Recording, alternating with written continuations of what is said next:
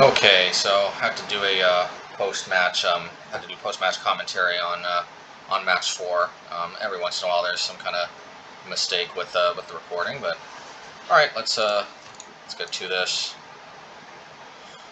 All right, so yeah. So this hand is kind of a speculative hand, but we ended up keeping it. We're worried that the opponent's name signals Death Shadow, but thankfully it's not, and they don't lead on a discard spell. So, you know, this was definitely one of the toughest decisions to make in this entire match. Yeah, and of course they start right out the gates playing lots of that, and we're definitely glad we played the Aether Vial, because we may not ever need to cast a non-creature spell. All right, we're developing our mana surprisingly well. Okay, Svyelun, we just need to hit a blue off the top. I mean, it'll be kind of runner blue sources, but it is not impossible that can happen. It's definitely sweating this stuff. It's humans, but thankfully they're not necessarily playing the most powerful humans in the abstract. I mean, definitely the biggest danger here is the Champion of the Paris. So let's see. We do not draw a blue source. Instead, we draw more double blue Merfolk. But when so much of the deck is double blue Merfolk, I mean, I don't know what to say. Now we target the champion at the beginning of their upkeep, and you know, I commented on the time in the previous audio that was lost. That was probably a mistake. I probably should have waited for them to play creatures first, because honestly, they probably should have just waited to play these creatures. You know, I mean, I guess, yeah. And see, I don't know why they do this either. They play Reflector Mage. I actually like this, because this means we get to tap down their champion again. Yeah, because we definitely take a trade at this point. All right, and we can play another Silvergill, so don't mind if we do.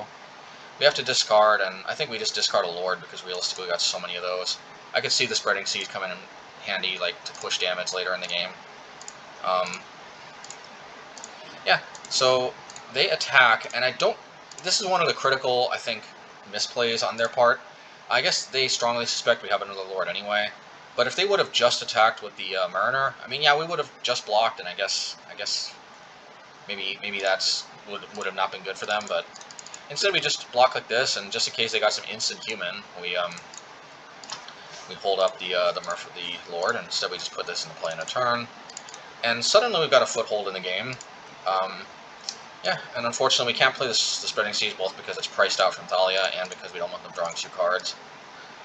So, yeah, they keep... Alright, they play Mantis Rider, and now this is a pretty critical moment too here, because actually at first I wanted to just tap this down, but then I realized if this thing lives, it's going to die. I mean, it's going to kill us, so we actually have to block it. So what I do is I make it lose flying, I activate Mutavault, and then I double block it. And thankfully they don't have some kind of trick, so yeah.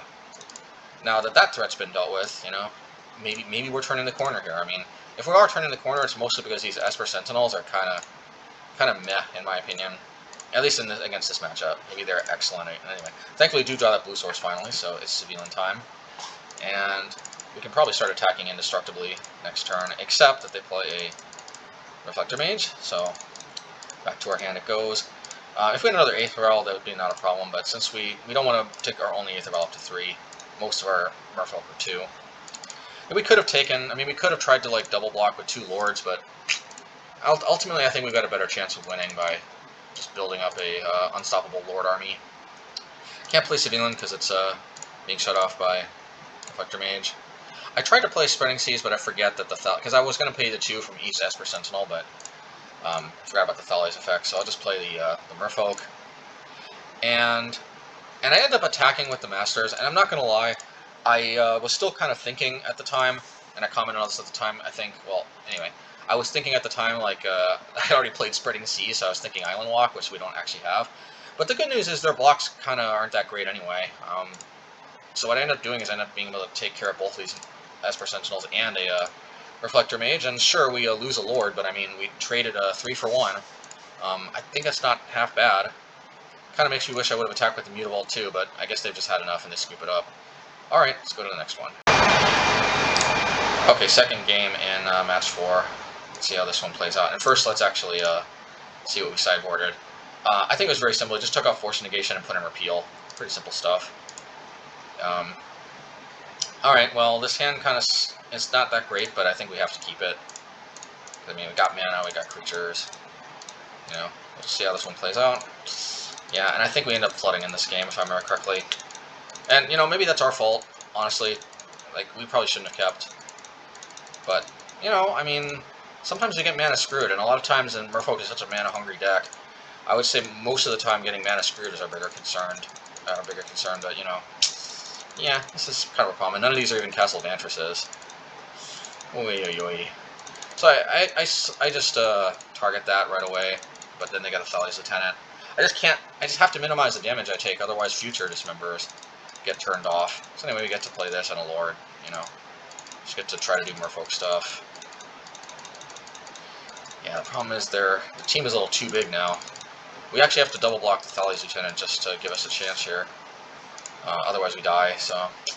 Svyelun would have been good earlier, but unfortunately they can just attack if we just play this and then, yeah, Lord is just... Alright, let's go to the next one. Alright, match 4, game 3. See how this one plays out. Same sideboard as last time. Alright, we would like to play... Okay, now this hand, I think needless to say, is just not going to get there against humans. Most likely now. You know, there is some consideration of possibly keeping it, because we do have 2 1-drops, we've got 2 forms of interaction. Ultimately, I think we can do better, including, hopefully, Aether Vial. In retrospect, actually, the problem is, yeah, I mean, this hand looks better, but I don't know. We'll see. We'll see how this one goes.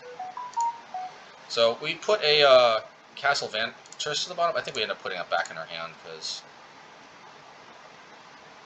Yeah, that must have been a mistake. I think we meant to put the Mutavault. Oh, I guess we were planning to. Yeah, we're planning to tide shape our own Mutavault. That's what it was. Yeah, or repeal their Aether Vial, as the case may be.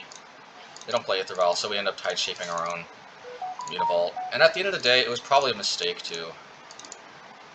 It's probably a mistake to pitch that 3rd land, because again, this deck can be kind of mana hungry. Then again, I mean, until we actually hit another land, we wouldn't have been able to double spell. And actually, even so, it's going to be hard to double spell, so... The problem is, yeah, they just have a bunch of their higher-powered humans, and you have to double block. And that's never a good thing, although sometimes you have to do what you have to do. At least we get to repeal the champion, but we don't draw land, so... I mean, the good news is I guess, like, we're not necessarily losing because of our misplay, but make no mistake, we're losing this one, and the spreading seas is not really helping matters. That's probably a little too late, and I think that's basically game, especially with Mantis Rider. Yep, that's just game. All right, well, that was a little disappointing, but so goes it. Can't exactly molt Aether Vial, but a lot of times you kind of need Aether Vial in this matchup, because they've got 2 Aether Vials. They got 8 Aether Vials in a sense, because Noble Hierarch can kind of function like an Aether Vial for them. And they also have Champion of the Paris, which, you know, this card is incredibly aggressive. So while it's not a mana producer, it does allow for some very strong starts. And that's the biggest problem we have, is that we don't start as strong as them. We can beat them, but it requires oftentimes Aether Vial, or it requires Tide Shaper now into like a lot of Lords, into some way to turn one of their islands into Island Walk, because they sometimes play one basic island, but not always. And even if they do, they may or may not ever see it. Anyway, alright, good. We'll go to the next one.